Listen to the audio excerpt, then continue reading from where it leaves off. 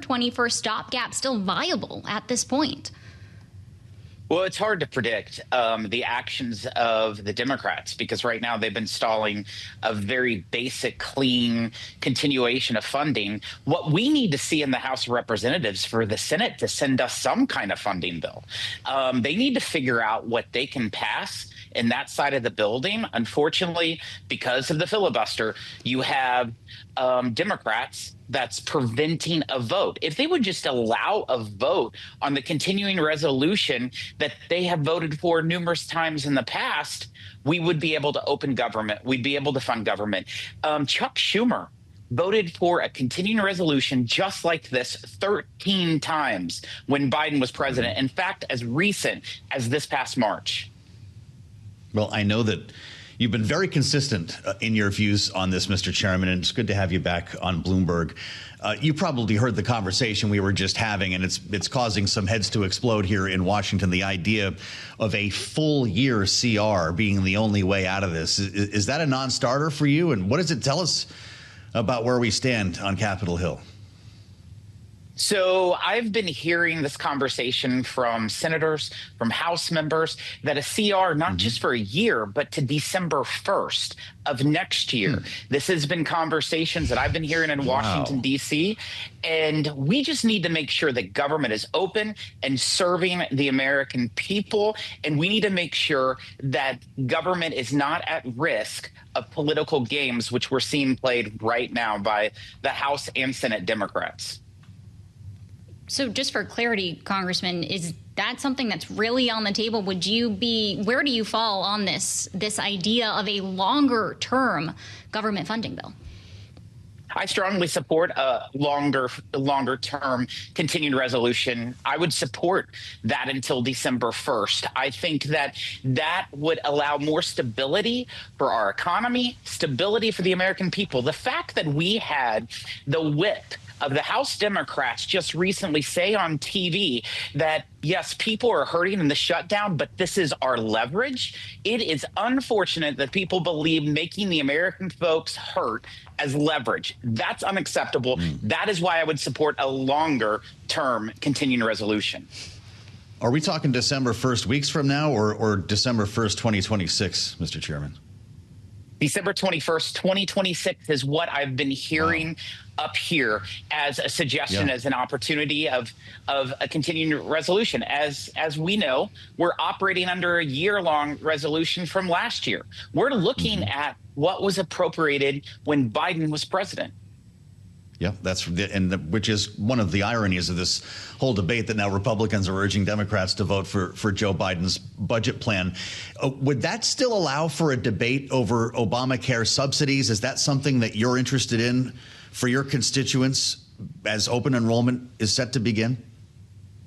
Well, first, let me just respond to the fact that Republicans, if they completely had their way, they would actually want to reduce the amount of funding from Biden levels. But that's not how it's able to work up here with the 60-vote rule over in the United States Senate. Sure. And so that was our issue. In regards to the subsidies for insurance companies, this is something that we've been willing to discuss throughout this whole time. And it's something that needs a lot of discussion because access to health care is essential for Americans. We need to make sure that we're talking about access for all Americans, not just 24 million Americans, but 347 million Americans.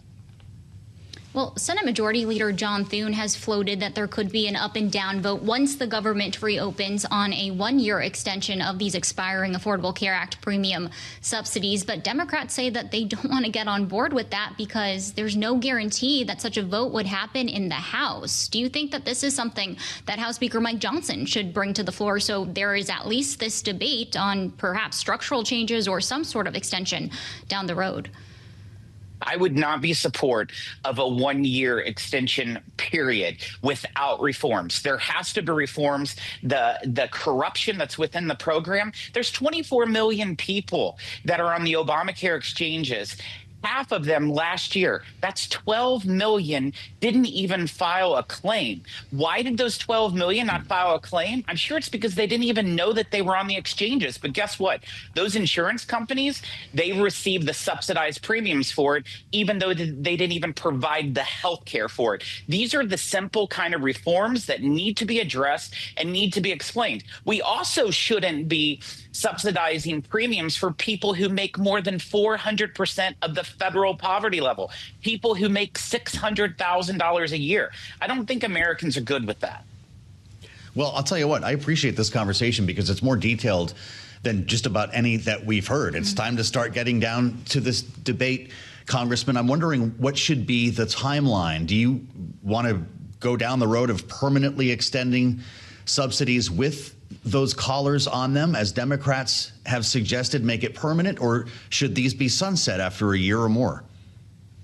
You know, everything has to be looked at and has to be on the table. I don't want to set any limits, pros and cons, and negotiate an agreement in the press. But what we need to do is have Republicans and Democrats come together and figure out what is best to creating more access to health care for all Americans, not just people on exchanges, but all Americans. There's 174 million Americans that are in employee health insurance, but that employee health insurance is quite expensive. So we need to look at all different ways to help lower the cost of health care.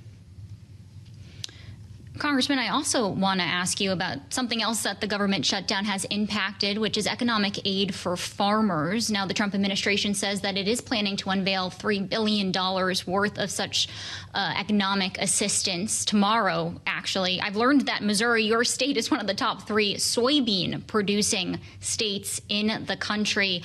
I'm wondering how you are looking ahead to this meeting potential meeting between President Trump and Chinese President Xi Jinping. What's going to happen if China does not agree to purchase agreements for our U.S. farmers, particularly related to soybeans? Let me tell you, what the Chinese have done to U.S. soybean farmers alone has been atrocious. Typically, in the average year, China purchases somewhere between $12 to $15 billion worth of soybeans a year from the United States. They have not purchased $1 this year. And so that better be on the table. That has to be something that's being discussed, because that is drastically affecting the commodity prices here in the United States. I represent Southeast Missouri. We have more soybean farmers in Southeast Missouri than the entire state of Missouri.